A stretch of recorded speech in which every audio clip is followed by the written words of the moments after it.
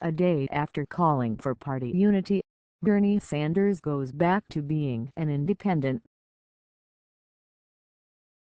The morning after taking the podium at the Democratic National Convention in Philadelphia and giving a full-throated endorsement of his political rival Hillary Clinton, Bernie Sanders told reporters that he will return to the Senate as an independent.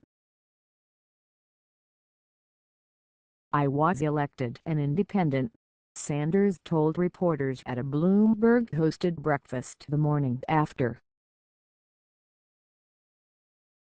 "The move is somewhat expected, but the gravity of the decision feels a little off-putting, coming only hours after he tried to unify the Democratic Party, pleading for his own supporters to rally behind presumptive Democratic nominee Clinton."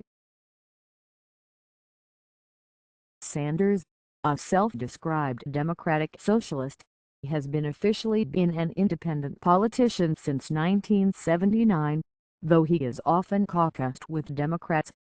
Last year, he made the move to the Democratic Party in an attempt to win the presidency. When he submitted his paperwork to run for president last April as a Democrat, he seemed relatively uncommitted, or even conflicted about the designation. When asked if he was actually a Democrat that day, Sanders told 7 Days, the hometown Vermont paper, "No, I am an independent who is going to be working with the," and then cut himself off mid-sentence. Later, at a Democratic town hall from earlier this year, he changed it up, responding to the same question, "Of course I am a Democrat and running for the Democratic nomination." The question of whether he was ever really a Democrat crept back into the picture this last week, when a trove of emails were leaked from the Democratic National Committee. One of the emails that has received the most scrutiny was one sent by now-ousted DNC Chair Debbie Wasserman Schultz, about Sanders' complaints that the DNC was undermining his campaign. "Spoken like someone who has never been a member of the Democratic Party and has no understanding of what we do," she wrote.